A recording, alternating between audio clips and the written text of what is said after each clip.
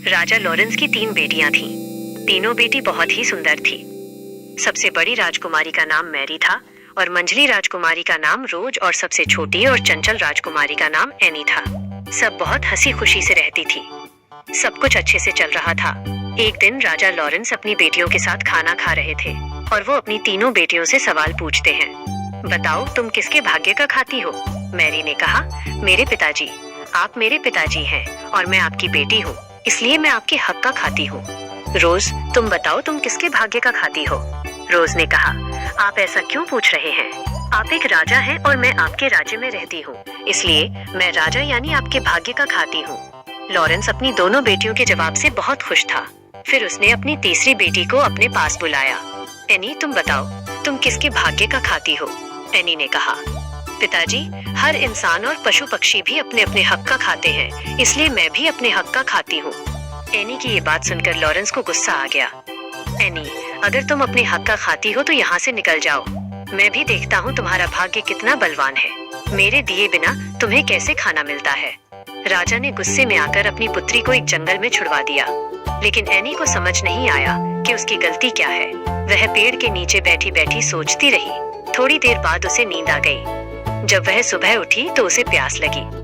वो चलने लगी। थोड़ी देर चलने के बाद उसे एक तालाब दिखा। वो उस तालाब में जाकर हाथ धोने लगी। तभी वो तालाब पूरा सूख गया। वो आश्चर्य में पड़ गई। उस तालाब के नीचे सीढ़ियां बनी हुई थी। वो उन सीढ़ियों के सहारे से अंदर जाने लगी। तभी उसने देखा कि वहाँ एक राजकुमार खड़ा है। उसे देखकर वो डर गई और वहीं खड़ी हो गई।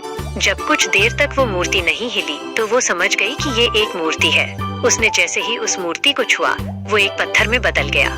एनी बहुत डर गई। ये क्या हो रहा है मेरे साथ? वह थोड़ी देर तक वहाँ रुकी रही और सोचने लगी।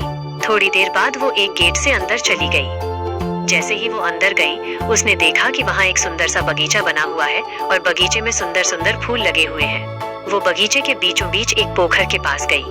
उसने वहाँ पानी पिया और बगीचे में गिरे हुए फल खाए। तब उसके सपने में एक परी आई। एनी, तुम परेशान मत हो। तुम्हें मुझ पर भरोसा है ना?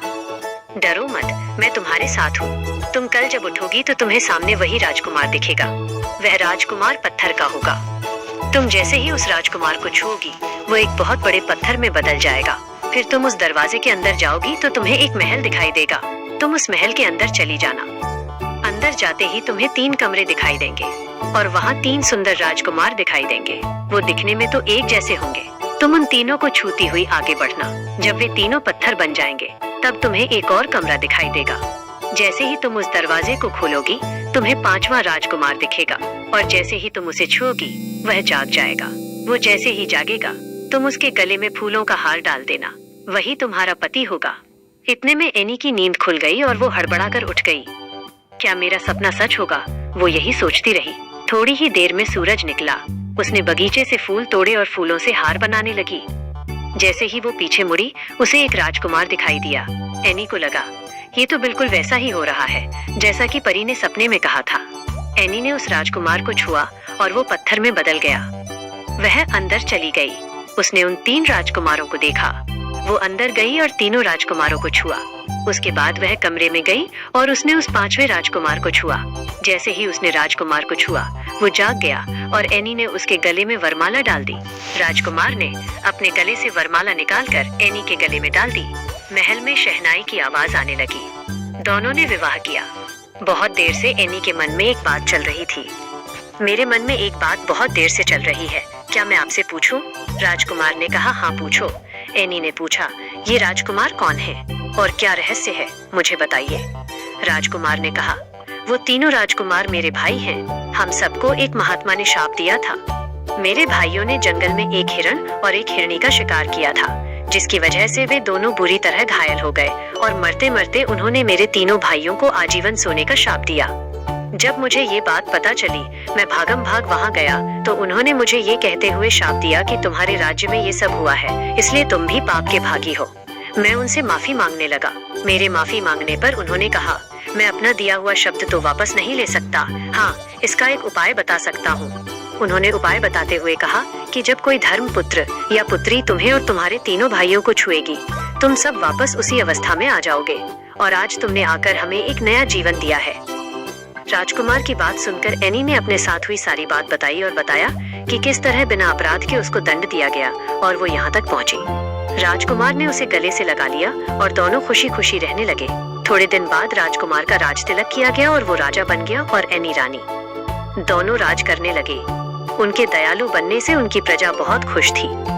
उनके राज्य में सब कुछ अच्छे से चल रहा था, लेकिन थोड़े ही दिनों बाद एनी को अपने माँ बाप की याद आने लगी और वह उदास रहने लगी। एक दिन राजकुमार ने पूछा, क्या हुआ तुम्हें? तुम उदास क्यों बैठी हो? एनी ने कहा, मुझे अपने पिता की बहुत याद आ रही है। पता नहीं वे लोग किस हाल में होंगे। मुझे उनकी बहुत याद आ रही है। मेरे पिताजी को भी शायद अपनी गलती का एहसास हो चुका होगा। राजकुमार ने कहा, चलो हम उनसे मिलने चलते हैं। तुम परेशान मत हो, हम कल ही तुम्हारे घर जाएंगे। दोनों अपनी सेना के साथ वहां पहुंचे। तब राजा लॉरेंस ने देखा कि कोई राजा उनके राज्य की ओर अपनी सेना और हाथी घोड़ों के साथ आ रहा है। वह डर गए, लेकिन वे कुछ नहीं कर सकते थे क्योंकि उनका अपना सारा खजाना खाली हो चुका था और उनके दोनों दामाद उनसे राज्य में हिस्सा मांग रहे थे। उनकी प्रजा भी दुखी थी। राजा लॉरेंस बहुत परेशान हो चुके थे। तभी एनी उनके सामने आई। वो बिल्कुल रानी जैसी लग रही थी। राजा उसे पहचान ही नहीं पाए। थोड़ी देर गौर से देखने के बाद उन्होंने पहचाना कि वो उनकी बेटी एनी है। वो सब देखते ही रोने लगे और अपनी गलती की माफी मांगने लगे। मुझे माफ कर दो एनी, मैंने तुमसे झूठ बोला। तुमने सच कहा था कि हर कोई अपने भाग्य का खाता है। एनी ने कहा, पिताजी आप माफी मत मांगिए। अगर आप मुझे जंगल में ना छोड़ते तो मुझे ये खुशी के दिन कैसे देखने को मिलते। इतना कहते ही लॉरेंस की आंखों से आंसू गिरने लगे और उसने अपनी बेटी को गले से लगा लिया और वो सब खुशी खुशी रहने लगे।